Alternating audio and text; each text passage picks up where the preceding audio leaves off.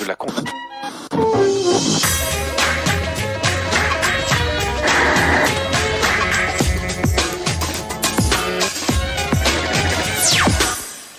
Salut à tous, samedi 12h45, plus clair, bienvenue pour toute l'actu média, les images, nos enquêtes, les coulisses, nos invités au sommaire aujourd'hui. On commence avec notre Média Mix, c'est l'essentiel de la semaine média, en images et en 5 minutes, avec dans l'actu les dernières news de la nouvelle star, le lancement de 7 nouvelles chaînes de la TNT, l'affaire du SMS, comment Nicolas Sarkozy et le Nouvel Observateur ont mis fin à l'histoire. Dans les coulisses de la soirée électorale, là où le suspense fut le plus intense dimanche soir, Marseille. Nous étions avec les journalistes qui ont couvert l'événement. Il est le roi des saltimbanques sur France 2. Il est aussi le héros d'un doc sur le dédoublement de personnalité. Va-t-il rester une figure de la télé publique alors que les grandes manœuvres ont commencé? Patrick Sébastien est notre invité. Quand elle parle de la télé, elle n'a pas la langue dans sa poche. Amanda Lear est sur notre plateau. Elle est l'hôtesse d'une soirée disco sur France 3. Elle est venue nous en parler. Et bien sûr, vos autres rendez-vous, le zapping, l'ITV Télé. Cette semaine, Christian Blachas et Aïda Touiri, l'Observatoire des séries, la Webzone et la télé des voisins qui vous emmènera en Argentine où la télé-réalité s'attaque au kilo. Voilà pour le menu. On commence tout de suite avec l'actu de la semaine résumée et mixée par Plus Clair. C'est le Média Mix préparé par Christelle Rebière et Théodore Bourdeau. C'est parti. On n'a pas tout dit? Si. Vendredi, Laurent Ruquier a annoncé qu'il arrêterait en juin son émission quotidienne. Qu'est-ce que je dois faire? Continuez quand même sur France 2 car Laurent Ruquier gardera On n'est pas couché le samedi soir. La chaîne nous l'a dit, elle promet de faire un effort pour que l'émission ne démarre pas après 23h15. Pour le remplacer à 19h en semaine, d'après France 2, plusieurs projets, dont celui de Stéphane Bern. Des pilotes seront tournés au mois d'avril. Premier couac mercredi pour la nouvelle star. Le télécrochet d'M6 n'a attiré que 16,9% du public, soit un peu plus de 4 100 000 téléspectateurs. Son plus mauvais score depuis le début de cette 6e saison. Hécatombe, catastrophe absolue. La photo candidat au jury. Non mais je me couche. Stop, ça va là. Non, à Dr House. Ça peut devenir grave, vous savez. Bah oui, le doc de TF1 vole des ménagères et des jeunes à la nouvelle star. Pourtant, il n'y a pas que lui qui a son franc-parler. Non seulement ça n'allait pas au niveau de la voix, là, mais pas au niveau de la présence non plus. J'adore, qu'est-ce qu'on se marre. Ça fait 2 fois que Dr House fait baisser la tension du jury le mercredi. Alors à quand le retour de la nouvelle star le jeudi soir? 3, 2, 1, 0. Les voilà, ça y est. Jeudi, 7 nouvelles chaînes franciliennes sont nées sur la TNT. Au-dessus du berceau, le président du CSA et une ministre. Il y a un côté baptême, il y a un côté... Je crois que tout le monde est réuni parce que c'est toujours une fête quand même. Autour de la photo de famille, c'était la foule des grands jours. Grands patrons, animateurs et même 2 présidents du CSA qui dissertaient dans un coin. C'était difficile le choix? Il y avait de bons candidats. Bref, un bel œcuménisme juste avant le début de la compétition. On est à la fois ravis de participer comme ça à cette cérémonie où il y a tout le monde. Il y a tout le monde. Et puis voilà. Et puis à la fois, on se dit, mais alors est-ce qu'on sera mieux que les autres, quoi? C'est très bien. Il y a l'amitié et la rivalité, c'est formidable. Alors qu'a-t-on vu sur ces chaînes parisiennes la première heure? Zapping. Patrice Carmouze ouvre l'antenne de Cap 24, chaîne qui mise sur l'information des Franciliens. Tous, merci de nous rejoindre, nous sommes en direct. Patrick Sabatier serait annoncé pour les prochains jours. Mais côté ambiance, la gaudriole, c'est pas encore ça. Éric Antoine, que je vous demande d'applaudir, mesdames et messieurs. Il y a une folie dans la salle, c'est l'ambiance de folie. Énergie Paris, elle, nous emmène à la découverte des grands boulevards. Théâtre, cinéma, concerts, restos, shopping, discothèque, ici il se passe toujours quelque chose. C'est bien monté, dynamique, mais Énergie n'a pas pris le risque du direct. Demain TV, elle, a ouvert l'antenne sur le canal 21 qu'elle partage avec 3 autres chaînes, Télébocal, Banlieue du Monde et Synapse TV. Demain TV, c'est la chaîne de l'emploi. Bonjour, comment réussir dans la vie quand on part de rien, sans appui et parfois même sans diplôme? Enfin, la plus attendue, IDF1. Ça commence par un noir à l'antenne, puis c'est le retour du Club Dorothée, un voyage dans le temps. Et nos copains sont là, rien que pour vous, vos copains, nos copains. Mais il paraît que la télé, c'est comme le vélo, ça revient tout seul. 5 secondes. Oui.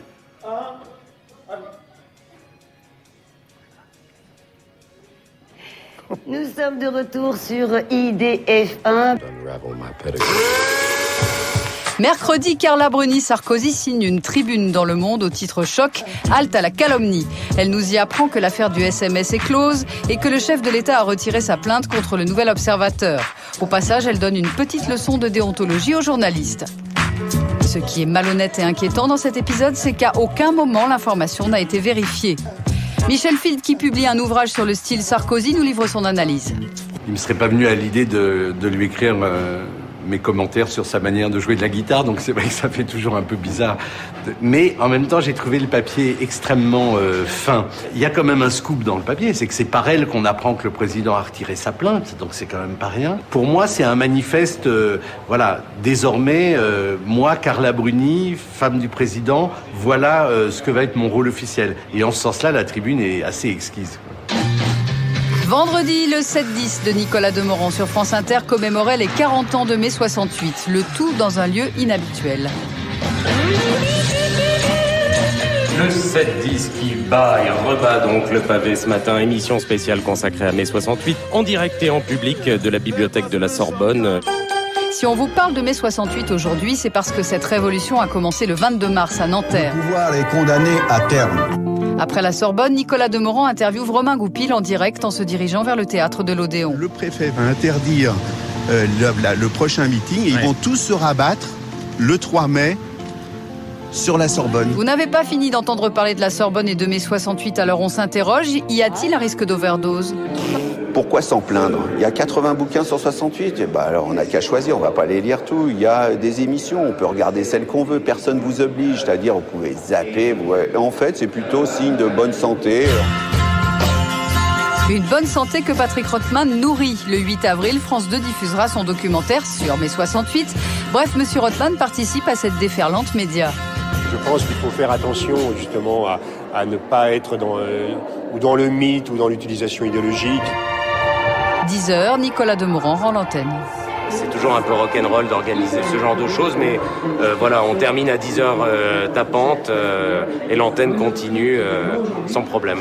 Et c'est le peuple français qui aura le dernier mot. Dimanche dernier, tout se passait à Marseille. Droite, gauche, PS, UMP, Gaudin, Guérini, duel à couteau tiré. Le suspense a duré jusqu'au bout et les journalistes ont suivi cette bagarre des municipales minute par minute. À Marseille, mais aussi à Paris, nous étions au cœur du dispositif. Karima Hamzaoui, Laetitia Krupa. 18h45 dimanche, France 3 est la première chaîne à prendre l'antenne. Top l'antenne. Bonsoir à tous. Bienvenue sur le plateau de France 3 pour ce second tour des municipales. Un premier flash de 15 minutes pour faire un tour d'horizon qui débute évidemment par Marseille. Marseille, où l'on va retrouver Jean-Louis Boudard. Marseille en pleine effervescence ce soir, Jean-Louis. Ah, tout à fait, Louis. Gaudin-Guérini, c'est une superbe affiche, une rencontre au sommet. On fait juste des pastilles d'ambiance. Voilà, essayer d'expliquer à chaque téléspectateur un peu partout quels sont les enjeux. Donc moi, je vais expliquer l'enjeu à Marseille qui est particulièrement serré là. C'est très très fort ce qui se passe là, non ? À Paris, juste avant de commencer le marathon de la soirée électorale, petite pause maquillage pour Audrey Pulvar. J'ai un petit peu le stress qui monte. Oui, parce que c'est comme quand on passe le bac, n'importe quel examen, tout se mélange. Et à quelques minutes de la reprise du direct, les premières estimations tombent. Premier coup de stress. On vient de changer tout le conducteur, c'est parti. C'est bon ? C'est bon. Tu me le refais dans l'ordre, dans l'oreillette ? Le très beau conducteur qu'on fabriquait depuis des jours et des jours vient de voler en éclats et donc on a changé des petits trucs. Mais tout se passera bien. Sur le plateau, c'est l'effervescence. Il faut se mettre d'accord sur l'ordre définitif des duplex. Dans l'ordre des estimes qu'on donne, on démarre par l'estime de Pau en disant qu'à Pau, c'est très tangent. Puis on va sur les élus gauche. Et même si l'équipe de France 3 est rodée aux soirées électorales, la pression monte. Très très très stressant, surtout pour les gens qui sont derrière la cage, là, parce que c'est les chefs de prod qui sont en relation avec tous les faisceaux. Et appelle-moi sur l'autre poste, parce que là, ça me... Ok. Pour nous, rien que pour le national, on va avoir presque 35 relations, 170 sur tout le territoire. C'est une vraie folie de jonction image entre les uns et les autres. 19h45, les bureaux de vote de Marseille sont sur le point de fermer. Dominique Martineau, basé à l'Hôtel de Ville, le fief de Jean-Claude Gaudin, fait le point sur les tendances qui se dessinent. J'imagine, Dominique, que la tension monte du côté du Vieux-Port. Oui, ici le climat est électrique entre les deux camps. Alors, ce qu'on peut dire ce soir, c'est que la participation est supérieure de 5 points à 19h à celle de la semaine dernière. Très difficile de faire un direct avec quelqu'un qui parle derrière. T'étais en plateau là ? À un moment, j'ai élevé le ton pour parler plus fort que toi parce que tu me couvrais complètement et je savais plus ce que je disais. Mais malgré la cacophonie et la promiscuité, tous les journalistes sont d'accord pour dire qu'à Marseille, rien n'est joué. Donc voilà, on attend. Visiblement, sur les dernières estimations, les deux hommes sont côte à côte. 20h, les premiers résultats tombent. La ZIC. Musique. Merci beaucoup, Gérard. Les 20h, dans une poignée de secondes, vous allez donc découvrir les estimations concernant nos villes test.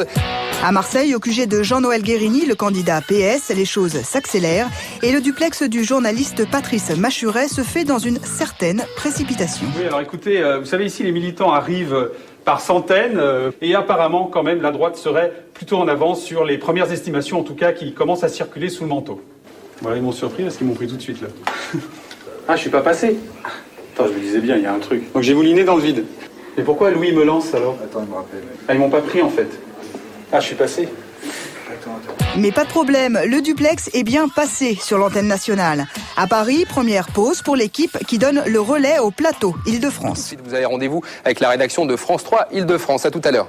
Dans les couloirs, c'est le chassé-croisé des invités politiques. Pour ceux qui sortent du plateau, c'est l'occasion de faire le point avec les conseillers en communication. Il faut arrêter. Et soyez un peu plus souriant. Soyez plus souriant d'abord et puis soyez plus direct là. Ouais, c'est pour qui? Plus clair, Canal+. Et Jean-Marc Ayrault va immédiatement appliquer les conseils. Attention, sourire. Une petite question. Vous avez un emploi du temps serré ou pas ce soir? Oui, je vais sur France 2, là, après France 3. À 21h40, une question est toujours au cœur des discussions, le résultat de Marseille. On vient d'avoir Marseille à l'instant, donc il faut donner tout de suite Gaudin élu. Voilà. 15 secondes. Ça y est, c'est tombé. Yes. La ville symbole de ce second tour, c'est Marseille qui devrait rester à droite. Une demi-heure plus tard, à l'hôtel de ville, Jean-Claude Gaudin va prendre la parole devant un parterre de journalistes. Je remercie les Marseillaises et les Marseillais. Des journalistes qui ne vont pas le lâcher d'une semelle. Tous veulent une réaction du maire. Arrêtez-vous 3 minutes. Je suis très heureux. J'ai gagné. Finalement, Jean-Claude Gaudin s'enfermera pour le reste de la soirée dans son bureau. On bloque, la police, on bloque. Renaud Muselier, lui, savoure sa victoire en enchaînant les duplex télévisés. Quand il y a du sang, eh bien les médias nationaux aiment ça. À Paris, dernier décrochage régional pour l'équipe et dernière pause. Alors La dernière tranche, c'est le plus dur parce que tous les résultats sont tombés. Il faut sortir encore autre chose, il faut trouver d'autres questions et il faut arracher d'autres infos. Les journalistes vont se réunir au calme dans les studios vides du 19-20. Ils font le point sur la dernière tranche de l'émission et les derniers invités qui vont arriver. Les invités, ils restent après minuit, Non, assez peu. 23h15, 23h45. Laurent Wauquiez ne viendra pas. Donc on l'a remplacé par Dominique Paillet, qui est secrétaire général adjoint de l'UMP, qui viendra plus tard, parce qu'on s'est rendu compte que la plupart d'entre eux en avaient ras-le-bol et voulaient se casser après minuit. J'essaye Rachida, si jamais elle est de bonne humeur. 23h20, c'est ça? Et 30 minutes plus tard, Rachida Dati entre sur le plateau. Élue dans le 7e arrondissement de Paris, elle a accepté l'invitation. À Marseille, à part quelques militants restés dans les QG des candidats, la tension est retombée, les jeux sont faits. On a la certitude donc de cette victoire de Jean-Claude Gaudin. Bon, maintenant pour nous, on va dire c'est plié dans notre langage. Mais la soirée électorale de France 3 ne se terminera que bien plus tard, à 1h02 précisément. Très belle nuit à tous. Et merci. Musique, lumière, santé. Un plan à la fin. On est content. Je sais pas si les téléspectateurs l'étaient, mais je pense que On a bien bossé. On était quasiment les meilleurs au premier tour, on espère l'être aussi ce soir. Juste une dernière petite angoisse de savoir ce que seront les chiffres de demain. La soirée du deuxième tour n'a pas égalé le record du premier tour. De la deuxième place en audience, France 3 est retombée à la 4e place, avec tout de même près de 3 millions de téléspectateurs. Il y a un an, Patrick Sébastien tentait une expérience limite, se glisser dans la peau d'un autre, aux frontières de la folie. Il en a fait un documentaire, La double vie de Joseph Lubski, diffusé vendredi prochain sur France 2. Aujourd'hui, Patrick Sébastien est redevenu celui que l'on connaît, le roi des samedis soirs sur le service public. Et pourtant, il dit avoir changé. Alors, a-t-il toujours autant besoin de la télé, autant besoin de la reconnaissance? Quelles sont ses envies? On va lui demander puisqu'il est là avec nous. Patrick Sébastien, bonjour. Salut. Bonjour, vous allez bien? Ah oui, je vais très très bien. J'ai jamais été aussi bien d'ailleurs. Il y a presque un an, vous avez publié ce livre, La cellule de Zarkane, un thriller caché sous une fausse identité, Joseph Lubski, ex-Stolar.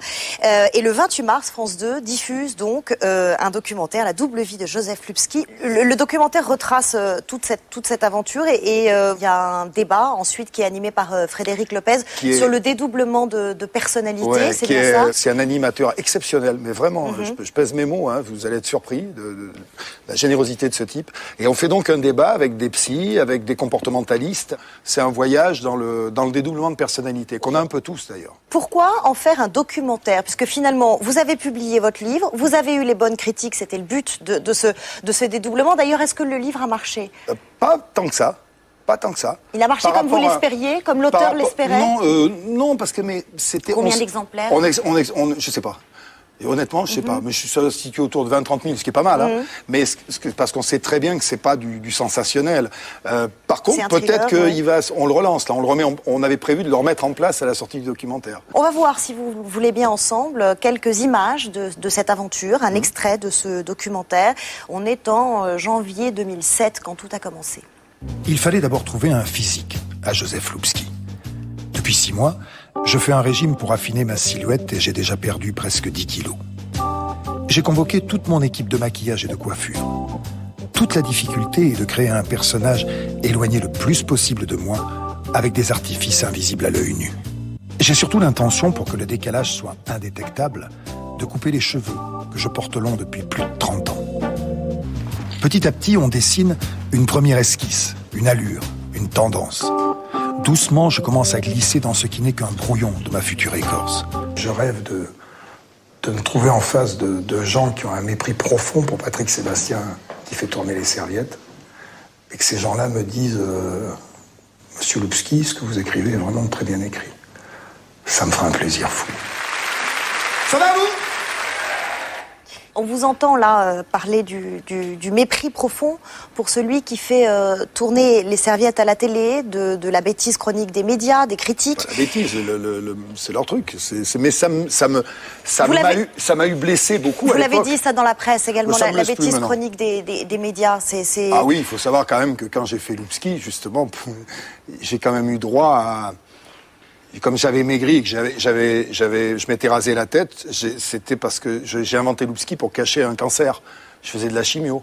Ça, je l'ai lu dans les trucs. Ça, ça fait partie des choses qui ont été... C'est pas la bêtise, c'est la connerie au plus haut degré. Le mépris, le manque de considération, ce problème d'image, c'est quelque chose qui revient très très régulièrement dans votre bouche. Est-ce que vous n'êtes pas un peu parano, Patrick Sébastien ? C'est marrant parce que c'est toujours ce qui revient dans la bouche des journalistes.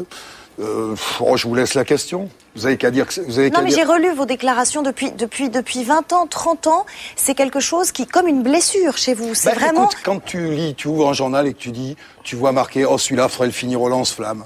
C'est un gros con, c'est un beau, c'est ça. C'est pas de la parano, c'est écrit. Alors après, qu'on veuille se défendre sur ces attaques-là, non, c'est de la légitime défense, c'est pas de la parano. C'est pas très important en fait, parce que moi j'ai fait ce complexe à l'époque, parce que pour moi ces gens-là, les gens qui étaient comme ça méprisants, étaient très intelligents, je les plaçais très très haut. Après je les ai rencontrés, et je me suis aperçu qu'il y avait quand même des mange-merde dedans. Hein. Mais vous avez l'impression que vous, on vous attaque plus que les autres ? Aujourd'hui je suis beaucoup plus... Ah non, que les autres, pas plus que les autres, mais moi-même. En attendant, vous êtes une figure du divertissement, du service public. Moi, Ça du vous moment plaît? que je m'amuse, Ouais. tant que dans ma vie, tout ce que je fais, tant que les emmerdements dépassent pas le plaisir, ça me plaît. J'ai le luxe de pouvoir faire ce métier qui me plaît, d'y gagner de l'argent, alors qu'à la limite, moi, je paierais pour le faire. N'écoutez pas les gens de France 2. Mais je prends ça... j'ai jamais pris ça vraiment très, très sérieusement. Honnêtement, je vais te dire, l'essentiel, c'est que j'ai du travail pour moi et pour ma boîte, surtout que je fasse tourner ma boîte qui reste indépendante, que quand on fait une émission, que ce soit le cabaret, que ce soit les années bonheur, on la fait très sérieusement, on se moque pas ni des gens qui nous payent. Ça marche très bien, 23% en moyenne de part de marché, entre 4 et 5 millions de téléspectateurs. On se débrouille pas mal, on bosse. À chaque fois, donc et puis on se fait plaisir. Donc tout va bien pour vous. Tout va très très bien. Apparemment, je vais re-signer 2 ans. On est en train de négocier le contrat. Je vais C'est pas signé encore? Ouais, mais on est en négociation normale. Et puis, je vais peut-être faire un jeu. Qui s'appellerait? Qui s'appelle Duel. Mais je pense qu'il s'appellera pas comme ça en français. Parce que c'est des copains à moi qui ont inventé un jeu qui doit être le premier qui est parti aux États-Unis. C'est-à-dire que c'est parti dans l'autre sens. C'est la société de production French TV. C'est ça, voilà. Ouais. Et comme c'est des potes, je les ai formés, ils ont travaillé chez moi. C'est vraiment des amis. Et ils m'ont dit, est-ce que ça t'amuserait de présenter ça? Ils ont commercialisé le jeu aux États-Unis. Voilà. Ouais. Et je pense que, et j'ai accepté, alors je sais pas si ça va se faire, peut-être cet été, de présenter ce jeu, moi qui n'ai jamais présenté un jeu, mais j'ai accepté. Sur France 2. Ouais, j'ai accepté de faire ça. Je pense pas à mon image, à quoi que ce soit. Ça m'amuse, voilà. Et j'ai envie, à 55 balais, j'ai envie de m'amuser. Donc tout ce qui m'amusera, je le ferai. Votre créativité, votre talent, ça intéresse les autres, TF1 par exemple? Non, je pense pas. Mais je me situe pas en termes de production pure. Moi, j'ai juste envie que ma petite boîte elle vive parce que c'est une famille. Votre boîte, c'est Magic TV. Vous avez plein d'idées. Est-ce que vous avez eu des propositions de rachat, des gens qui étaient intéressés pour vous racheter? J'ai entendu dire que Courby, il cherchait à racheter des trucs. Non, mais je connais bien. C'est le site de Télé 7 jours, selon lequel Stéphane Courby, qui a quitté donc Endemol pour créer sa propre société de production, travaillerait à la constitution d'un gros groupe de production 100% français. Ouais, il m'a pas contacté encore. Je le connais bien. Et il sera en discussion avec Sébastien Coé, Benjamin Castaldi et vous. Enfin, pour l'instant, il n'est pas en discussion avec moi. Vous parliez d'un jeu entre la presse et vous, d'une provocation comme ça. Avec Nicolas Sarkozy, c'est pareil. Il y a un truc bizarre, vous arrêtez pas de balancer sur lui. Et lui, il vous adore. Le problème de Nicolas... Pardon, monsieur le Président. Excusez-moi. On se connaît depuis longtemps.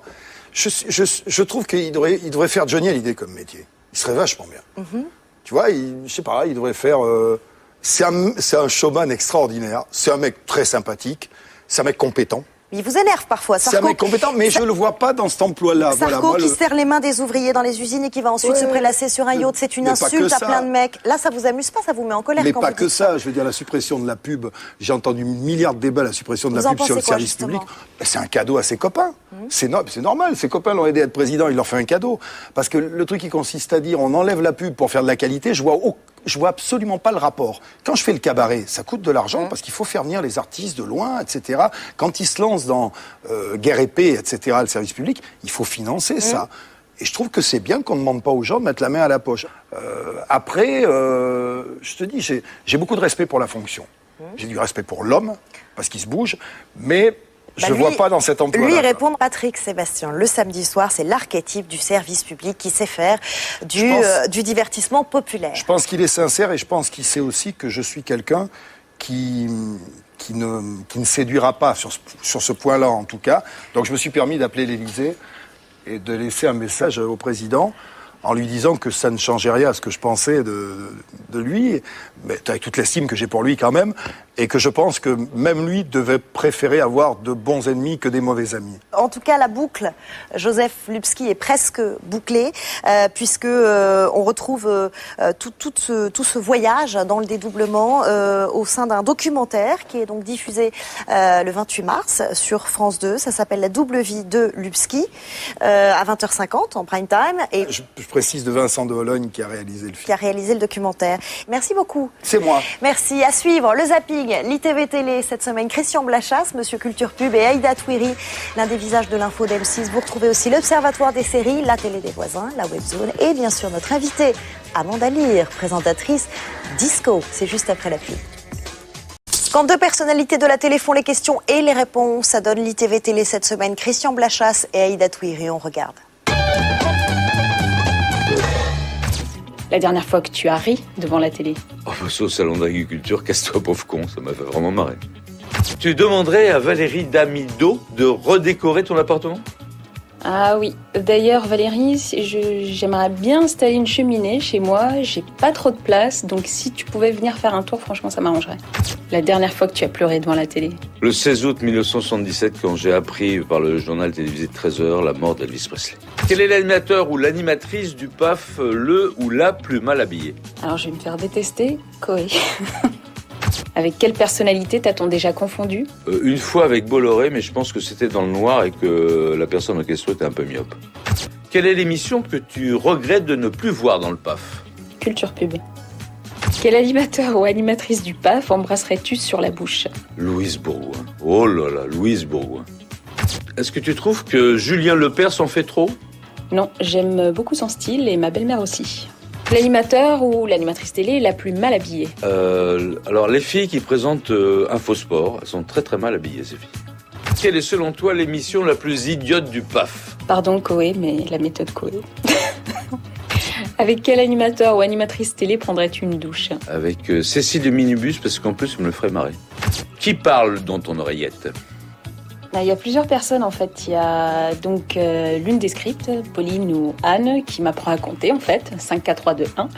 Et sinon c'est Nico, le réalisateur, qui me fait des blagues absolument vaseuses juste avant l'antenne, c'est super. Si la télé était un objet. Un micro-ondes, évidemment. L'émission à laquelle tu ne participeras jamais. Koh-Lanta, parce qu'il y a plein d'insectes et des bêtes que je supporte pas. Voilà, interview croisée réalisée par Alexandre Pérez. Vous retrouvez Aïda Touiri dans 66 minutes. C'est le dimanche à 17h40 sur M6.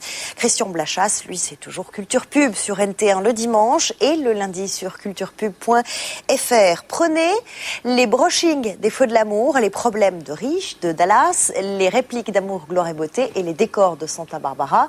Secouez, ajoutez l'accent québécois. Vous obtiendrez tout ce que les soap-opéras ont de pire ou de meilleur. C'est selon. Le cœur a ses raisons, c'est une série drôlissime qui fait un carton au Canada et débarque lundi sur Énergie 12. Vincent Calvet.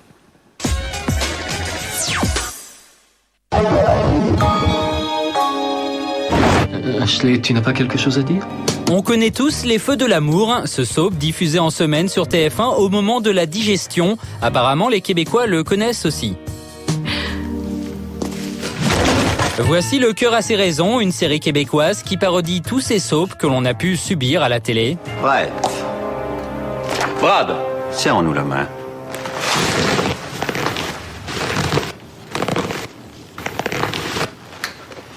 Tu sembles tenir la forme ? Parfaitement, mais toi tu as l'air épuisé. Une série qui arrive en France lundi sur la chaîne Énergie 12 avec la participation de plusieurs comiques québécois, dont Anthony Cavana. C'est les brochings des années 80 improbables, c'est le côté hyper décalé. En fait, c'est les Simpsons en vrai. Comment je m'appelle ?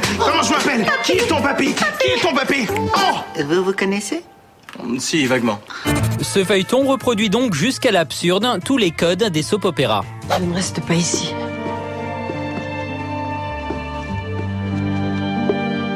La fin de scène, c'est toujours 30 secondes. 30 secondes de regard.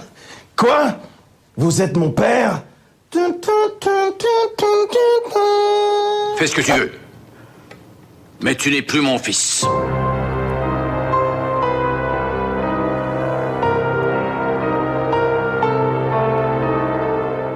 La vraie différence entre le soap et la parodie, c'est la longévité. Seulement 3 saisons du cœur a ses raisons ont été produites. Tandis que Les Feux de l'amour ont déjà 34 saisons au compteur, soit près de 8400 épisodes. Je comprends parfaitement que cette nouvelle puisse vous choquer, mais nous sommes heureux ensemble. Ça fait beaucoup de brushing.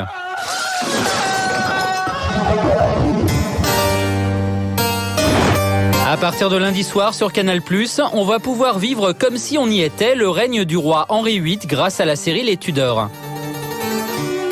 We are to war with France. Avec dans le rôle principal le comédien Jonathan Rhys Meyers. On l'avait découvert au cinéma dans le film Velvet Goldmine où il tenait le rôle d'un chanteur très inspiré de David Bowie. Pas étonnant donc que son Henri VIII nous ait fait penser à plusieurs stars du rock. Quand on voit ce souverain profiter de ses courtisanes et s'amuser à peu près de tout, Là, on a tout de suite en tête le Mick Jagger, période 68. On découvre également Henri VIII séduit à l'idée d'un traité de paix universel et prêt à se laisser pousser la barbe pour le signer. My beard will be a token of universal friendship. Là, clairement, on peut penser au John Lennon antimilitariste qui se laisse pousser la barbe et qui dénonce le conflit au Vietnam. Enfin, à le voir si soucieux de son apparence. I want your opinion. Do you like this cloth? On peut avoir en tête Jared Leto, un acteur de cinéma hype, aujourd'hui chanteur à minette ultra looké dans le groupe 30 Seconds to Mars. Un Henri VIII rockstar qui pourrait bien permettre aux néophytes de s'intéresser de près à l'histoire de ce souverain mégalo et passionné.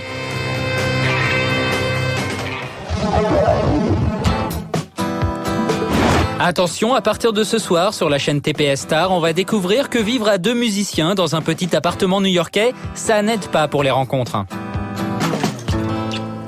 Hey guys. Hi. Hey. Hey Britt, that's just Britt. Turn the light off, Britt. No, it's okay, leave it on. I should probably go. Are you sure? So, on or off with the light then? Brett et Jermaine sont néo-zélandais et ils forment le duo folk rigolo Flight of the Conchords dans la série éponyme. Well, it doesn't look like Daft Punk. We wanted ones like Daft Punk. I don't know who he is. À la base, Flight of the Conchords, c'est un vrai groupe aux chansons humoristiques. You're so beautiful. Well, you could be a part-time model. Well, you'd probably have to keep your normal job. C'est la chaîne HBO qui leur a proposé de tenir leur propre rôle dans une série. Et depuis, le groupe est devenu totalement culte. On ne compte plus sur Internet le nombre de fans qui reprennent leurs chansons. Du coup, le groupe va enfin pouvoir sortir aux States son premier véritable album. Ce sera au mois d'avril. Amanda Lear, présentatrice à la télévision française, c'est toujours un événement. Ce sera lundi pour une soirée boule à facettes. France 3 célèbre les 30 ans du film culte La Fièvre du samedi soir. Et Amanda Lear, forcément, s'imposait en maîtresse de cérémonie. Sa pêche, son franc-parler, ça dynamite toujours un plateau télé. Alors on est ravis de la recevoir sur le plateau de Plus Clair. Bonjour Charlotte, je viens vous dynamiser. Dynamiter carrément. Dynamiter. La folle histoire du disco, c'est le lundi 24 mars. Le lundi de Pâques. Voilà. Donc tout le monde est à la maison, c'est une bonne journée pour regarder le disco et pour se remettre en mémoire justement cette merveilleuse période. Parce que vous savez qu'en 78, disco est né, donc maintenant ça fait 30 ans. Voilà. 20h50 sur France 3, il y a plein d'archives, plein de musique, ça danse, c'est très très gai. C'est bien fait parce qu'on voit la naissance du disco, la grande période disco, les stars françaises qui s'y sont mises un petit peu en retard, et puis le post-disco, la chute du disco, la décadence, et puis après les enfants du disco qui aujourd'hui sont Mika, Bob Sinclair, etc. Mais il y a des choses que j'avais jamais vues, comme Sœur Sourire qui fait du disco, par exemple, je n'avais pas vu. Comment ça s'est passé la décision de présenter ce programme? Parce que vous vous imposez logiquement, vous avez été vous êtes la reine du disco. C'est-à-dire, c'est surtout, je suis la seule survivante, c'est à peu près ça, qui soit un peu présentable à la télé, parce que celles qui étaient en même temps que moi, sont disparues ou ont beaucoup grossi, et donc, comme il fallait présenter ça en français aussi, ils ont pensé à moi, c'est très gentil, c'est vrai qu'à l'époque, j'étais très présente. D'ailleurs, moi, ça m'a fait plaisir quand François m'a appelé, parce que j'ai dit, enfin, vous vous rappelez qu'Amanda Lear a été aussi une chanteuse disco. Dans l'émission la folle histoire du disco, on vous voit danser un petit peu. Vous avez mis une petite touche d'ironie. Vous mettez toujours votre touche personnelle. Il faut jamais se prendre au sérieux, Charlotte. Ouais. C'est surtout ça qui compte. N'oublions pas que la télé, c'est un divertissement. C'est là pour distraire les gens. Donc, si les présentateurs télé se prennent au sérieux, attendez, ça se saurait. C'est pas un métier déjà, présentateur télé. Lire un prompteur, c'est pas. Donc, c'est pas. On peut pas se prendre au sérieux. Bon. Vous êtes connu pour ça, pour dire exactement ce que vous pensez, pour ne pas avoir votre. Ça m'est très difficile. La langue de bois, oui. J'y arrive pas. Et du coup, c'est très très rare à la télévision. Et du coup, ça donne une carrière télévisée un peu bizarre, un peu atypique. Oui, voilà. On va regarder ça en images, si vous voulez bien. Vous avez raison. Heureusement que ça s'étale sur plusieurs pays, d'ailleurs, parce que. On va regarder quelques images qui ont été compilées par Vincent Calvet. Lundi soir sur France 3, attention. Ça va faire boum, boum, boum. Et oui, on va revivre la folle histoire du disco en compagnie, bien sûr, d'Amanda Lear. Regardez-moi ça brille de partout, on dirait une boule à facettes. Une émission nostalgique, pleine de tenues flashy et de refrains entraînants.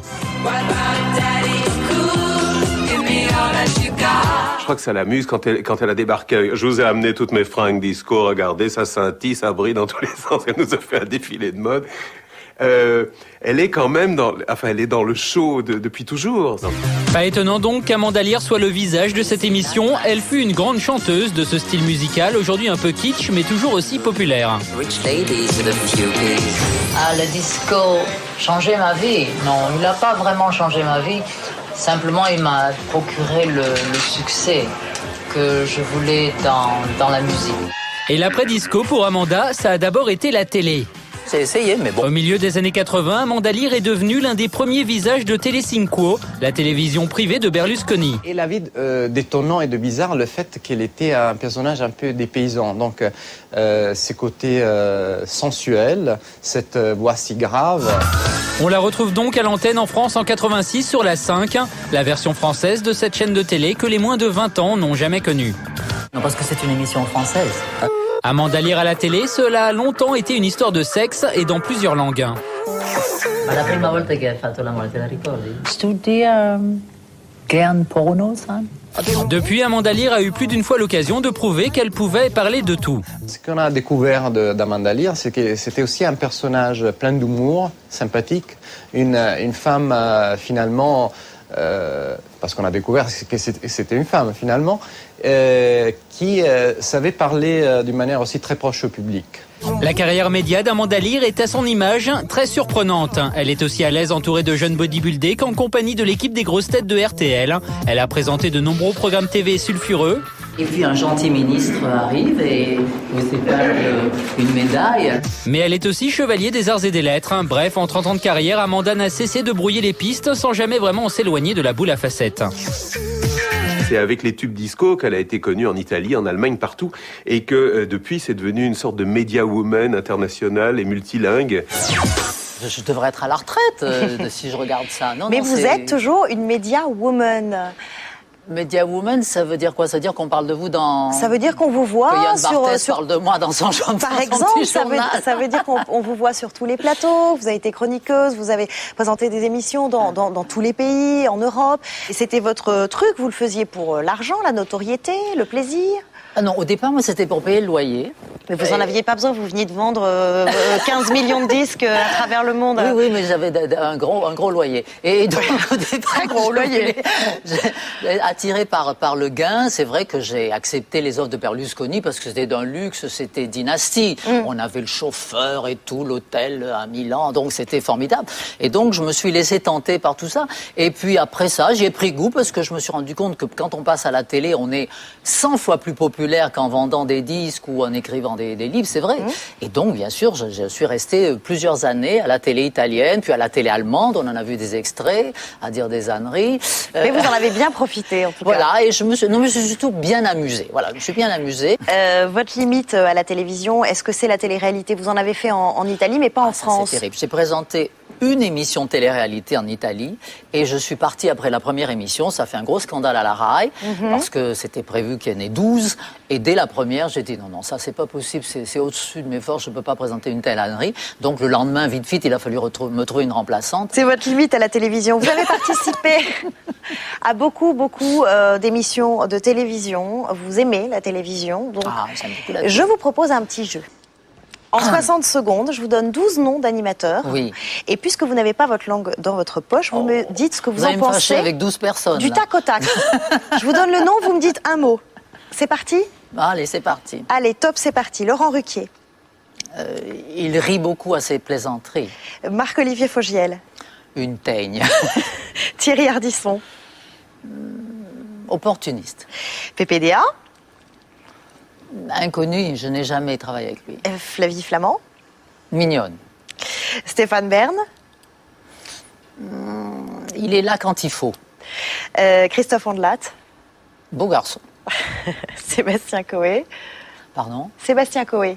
Ah, la méthode Coé. La méthode Coé. Ah, le bon gros, bon copain. Christophe de Chavannes. J'ai d'étranges rapports avec lui, je ne sais jamais sur quel pied danser. Nikos. Je ne connais pas, jamais travaillé avec lui. Ouais. La Starac. Patrick Sébastien. Il dit qu'il est très bon copain. Il dit qu'il est très bon copain. Et Virginie Efira. Je suis sa maman. J'ai joué sa maman dans un film Exact. qui n'est pas encore sorti et ça a très bien marché toutes les deux. Je dois dire, c'est une fille très sympathique. Elle est vraiment sympa.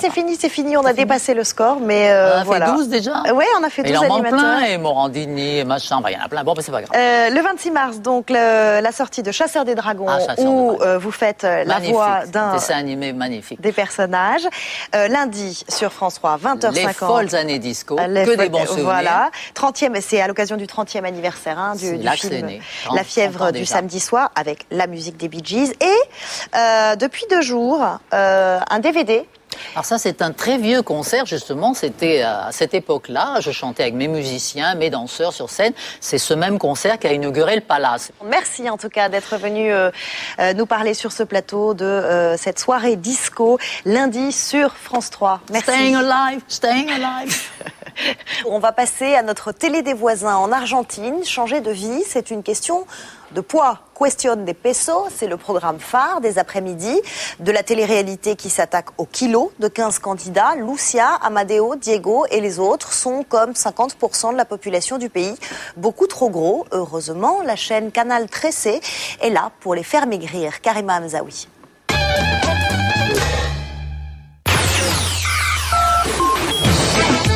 En Argentine, l'émission qui cartonne actuellement, c'est Question de Peso, traduisez question de poids. 3e saison que ce programme est diffusé sur Canal 13, une chaîne du câble. Hoy en Cuestión de Peso, es lunes de eliminación. Avant l'élimination, l'entrée de la star de ce show, la présentatrice.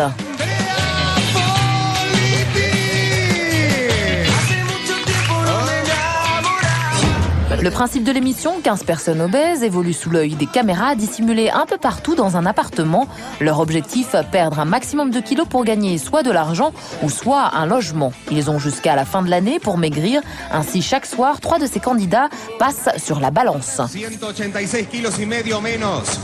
Gustavo, ¿te vas o te quedás, santafesino? ¿Qué pasa con vos? ¿Te quedás o te vas de Cuestión de Peso? ¿Se queda o se va? Plus 300 grammes, Gustavo doit donc quitter l'aventure. Une batterie de spécialistes en plateau, psychologues, profs de sport ou nutritionnistes expliquent les raisons de cet échec. Courbe de poids à l'appui. Allez, au revoir Gustavo. En Argentine, bizarrement, ce programme ne choque personne. Il se définit même comme une émission de santé publique. Le fond de cette émission est esthétique et si à la fin elle parle de santé, c'est pour donner un côté entre guillemets culturel ou important de cette émission. Mais le but réel est d'accroître son public et d'attirer encore plus de gens qui regardent ce reality show. Maigrir en direct à la télé, un concept qu'on connaît bien ici en France. Il y a presque 4 ans maintenant, Mac Lesguy produisait l'émission J'ai décidé de maigrir sur M6. Et à l'époque, cela avait provoqué quelques polémiques. Des journalistes ont prétendu que c'était l'adaptation française d'une télé-réalité allemande qui s'appelait Big Diet, le grand régime, où effectivement c'est le même principe, on glorifiait la perte de poids, il y avait des gagnants, il y avait des perdants, ceux qui maigrissaient le plus. Et à partir du moment où il y a eu cet écho paru dans la presse, qui était totalement faux et infondé, la polémique était née en disant voilà, ça va être un loft des gros. Et qu'est-ce qu'il en pense Mac Lesguy de cette émission en Argentine ? Question des pesos, je ne sais pas si ça ne marcherait pas, je sais que ça n'est pas faisable, tout simplement. Vous avez en France une déontologie médicale qui fait que jamais ce programme ne marcherait. Pourtant, en Argentine, ce programme rassemble jusqu'à 7 200 000 téléspectateurs par semaine. Et si en France, on n'est pas prêt pour ce genre de programme, le Chili, l'Espagne ou les États-Unis, eux, viennent d'acheter le concept de cette émission.